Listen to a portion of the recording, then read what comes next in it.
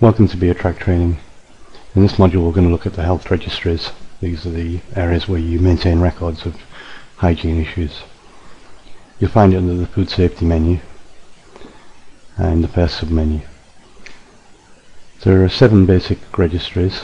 Maintenance registry for controlling records of your maintenance work around your facilities. The water test registry for controlling quality of water used in your operation. Cleaning and disinfection, which registers your cleaning and disinfection activities. Training registry, staff training registry, pest control registry, temperature control registry, and a registry of monthly compliance for the other registries. So the compliance checking of other registry maintenance. So let's look at maintenance registry first. It's pretty self-evident. This is a report that shows you all your existing records. Create a new maintenance log. The date at which the maintenance check was done, whether it's a routine check or a verification check. So it's just the daily routine or the weekly routine, or whether it's somebody else checking that it's been done. The person responsible for it, the person or organisation responsible for it. We'll just take one here. The maintenance element ref. Now the maintenance element is an element that you already predefined, something that you always check. So for example, the scales in your shop, you check that it's clean and it's working correctly and it's properly maintained. This is an example, so we'll just take that. The condition of the element, was it good, adequate, poor, or was it not checked at all? And if there was an incident, so if it was deviant from your standard for this element, if there was an incident and what the incident was, and what corrective action was taken. So we'll say there wasn't an incident, and we'll just log this one. So there you go, there's the log. Now you have to do that on a routine basis according to your HACCP plan, and you need to log the results and need to be logged here. You can then produce reports, printed reports, to show to your health inspector to demonstrate that you have actually carried out maintenance check. So going back again, the next registry is the water registries. Again, there are 2 types of water tests. One is to verify, is the basic water quality test, and the other one is to verify that the water is up to scratch, does comply with your standards. So the basic one, which you do probably every day and maybe every week, I'll create a new one here. This is the date, it's a daily test we're doing. The responsible person is, let's say,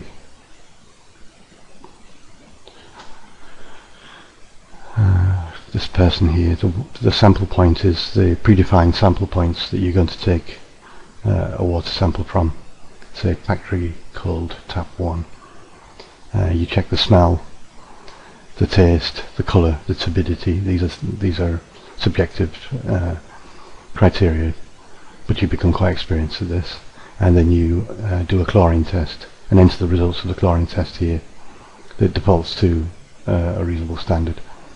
You also check to see if there are any filters involved. If there are, you put in a value for them. And if there's an incident, you mark it as an incident, and you enter the incident description and the corrective action. So an incident description could be chlorine too low. So we just put that in there, chlorine too low. Let's make it very low.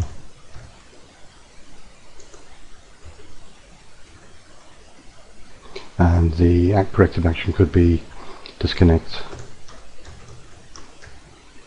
and use own chlorinated supply.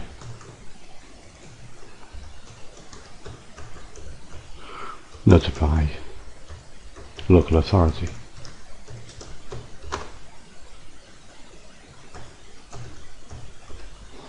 And that's it. We can apply those changes and save that log record, and there it is. You can go back and change it at any time.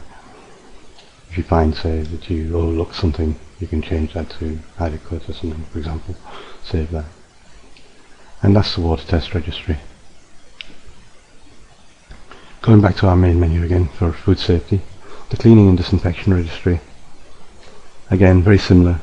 We can create a cleaning log. In this case, pick a date. It's a routine. Let's say it's a daily check. The person responsible is this person.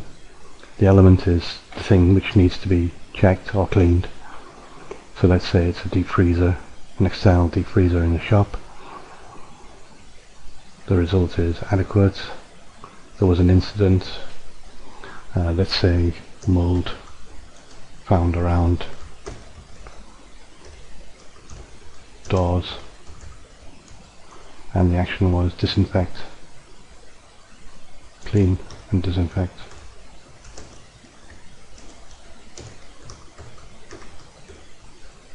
Doors and seals.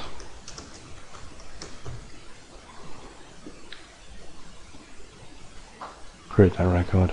There we are. You can change some of that if you want to. For example, if you think it's poor, apply those changes, and that's the cleaning and disinfection registry. The next registry we're going to look at is a training registry. You'll see that you get a report immediately showing all the training that's been carried out so far. Every food producer is obliged to keep a full record of all employee training, regardless of where it happens or how it happens. So we'll create a new training record for today, and a location. Let's say it's in the egg packing factory, and Mike Brown is going to get some training. He's going to do some on-the-job training, and the training details. It's a field you can put a lot of data in if you want. You can expand it. Egg packing hygiene.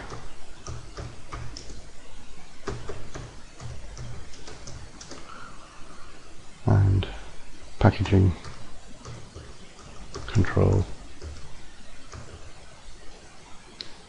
The trainer is John Brown, but it can be a company, can be whatever, doesn't matter. Was there an incident? No, the training was successful. The person responsible for making sure that the training was responsible is, let's see, John Brown, head of cleaning and hygiene. Create that record, and there you go.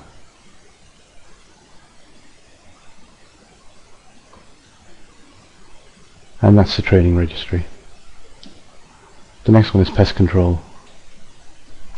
You enter it, you see immediately all your existing records ordered by date, and you're going to create a new entry. Again, very similar.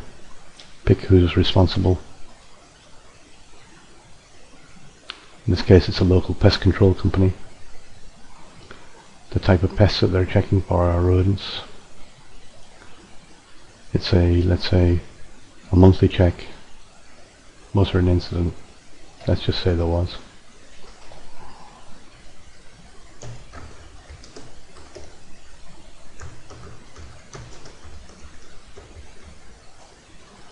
Mouse droppings detected, and the corrective action was renew rodent bait, rodent traps. Result poor. Let's say adequate, but how about adequate to poor? Maybe poor is better.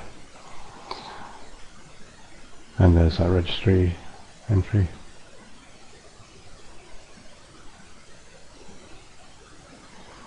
The next registry is temperature control. This doesn't apply to everybody. It applies quite often in restaurants where temperatures of freezers and fridges have to be checked, where cooking temperatures have to be checked. And it also applies in certain agricultural activities where, for example, milk and eggs are involved, where storage temperatures have to be checked. But not just, and there are many examples where temperature control is important. But to enter a temperature control record, pick a location like a chill display in a shop. The responsible person would be that person allocated to temperature control. Let's say it's a local food laboratory. They're going to do a weekly check. The result would be 5 degrees. Adequate. None. No observation. There was no incident and no corrective action. So it create that record. And that's temperature control. The last one is the monthly compliance registry. The compliance registry basically holds records of compliance checks that are carried out by a person who is not the person that carried out the original checks. So normally you would have somebody in your team, your HSCCP team, who looks after guaranteeing the compliance of the other registries. Let's just create a new compliance record. We're going to check the compliance of the maintenance plan. We're going to pick one particular maintenance element. Check the physical state, and it's compliant. Nothing to be noted there. Verification.